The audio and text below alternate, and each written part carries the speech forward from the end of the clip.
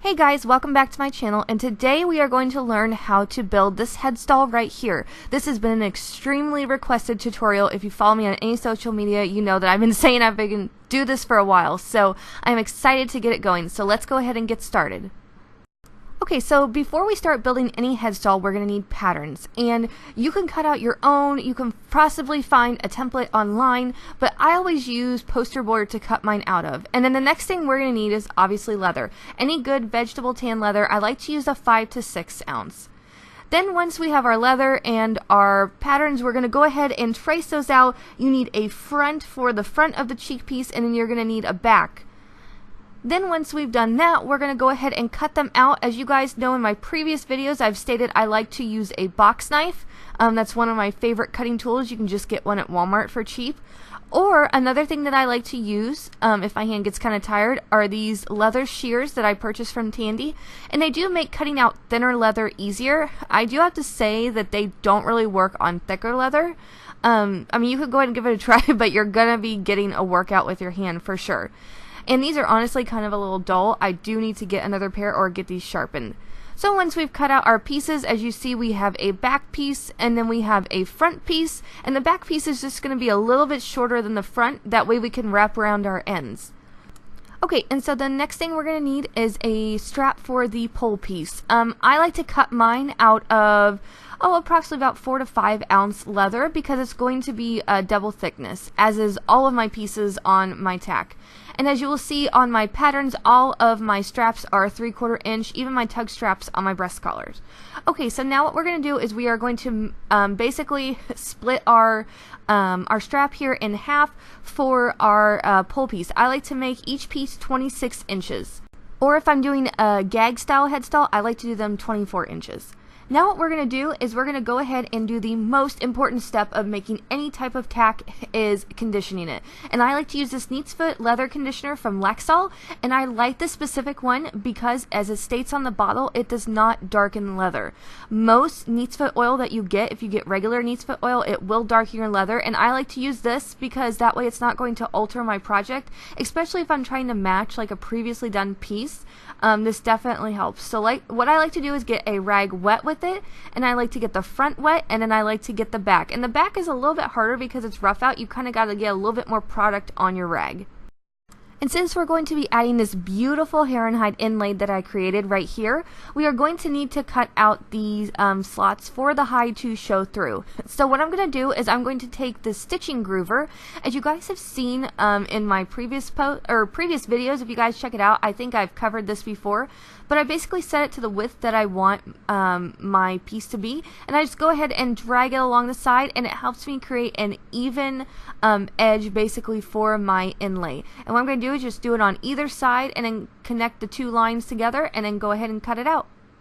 And as you will see, once we get it cut out, you have the little piece right there, and I'm just going to go ahead and put it over the inlay so you can see how nice it's going to show through. Then you will see once we punched it out, we're just going to go ahead and lay our concho on there, and it fits in perfectly. Okay, now it is time to make the slot for our buckle tongue, and what we are going to do is just basically fold this top strap over, and I'm going to take my 3/4 inch oblong punch, and I'm going to go ahead and punch out the hole. That way we can fit our buckle on there. Alright, and then once we have that punched out, we are going to go ahead and add the end, or basically shape the end of the strap. I'm going to go ahead and take my 3/4 inch end punch right here, and I'm going to go ahead and place it on the end, making sure the tip is still on the leather. I'm going to go ahead and punch that out as good as I can, and whoops, go ahead and punch it again if it doesn't cut all the way through on the first time. Then once I've done that, as you see, we have a nice beautiful shaped end, and I'm going to go ahead and go down to the end of the headstall cheek piece, and I'm going to go ahead and do the same.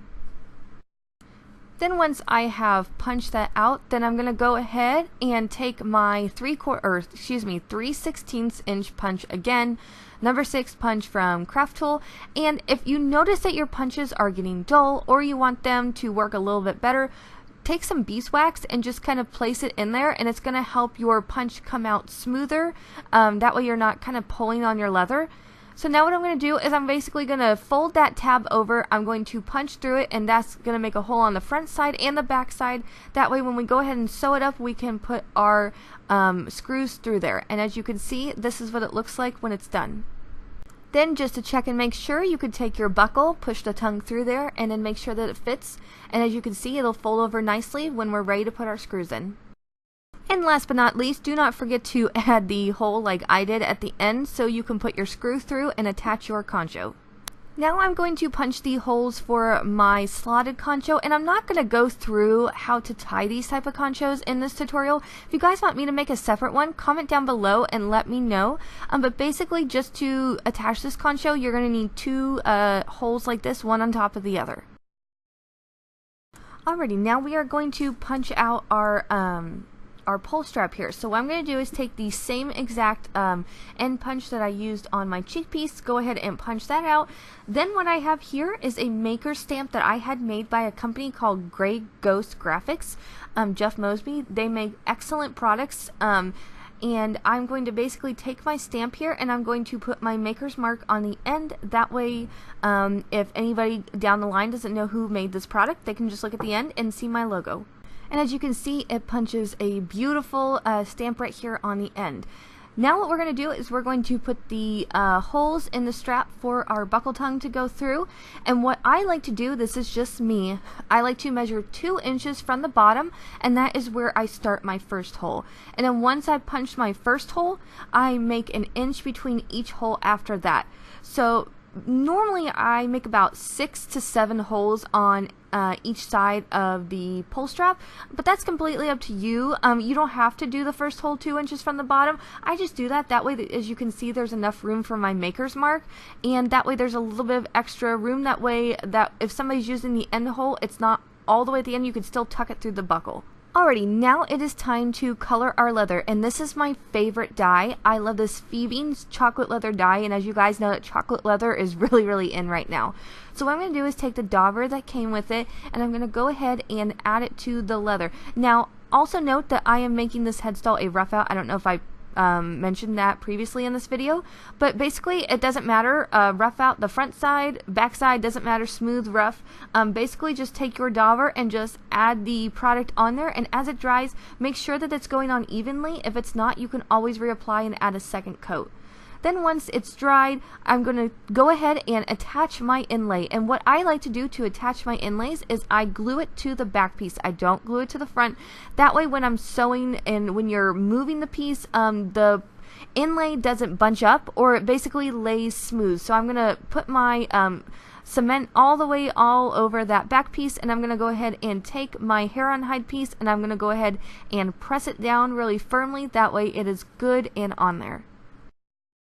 Then once it's dried, I'm going to go ahead and take my leather shears, and I'm basically just going to cut off the excess, making sure to cut really close to the back piece, and making sure that none of the hair on hide goes over the edge. Then I'm going to go ahead and take my front piece, I'm going to go ahead and add some glue to the back, basically down the strap piece, around where the concho is, and then on the sides of the inlay. I'm not going to add it to the top part because we are going to have that exposed and we don't want any glue on it. Now we're going to flip it over and we're going to add it onto the back, and then to make sure while we're sewing that our pieces do not move, I'm going to go ahead and take these awesome clips that I purchased just from Office Depot. You can get them anywhere, and I'm just basically going to clip down the side, that way that our leather pieces are good and on there. Even though we've added the glue, they can tend to sometimes slip a little bit and move around when you are sewing, and we don't want to have any messed up stitches.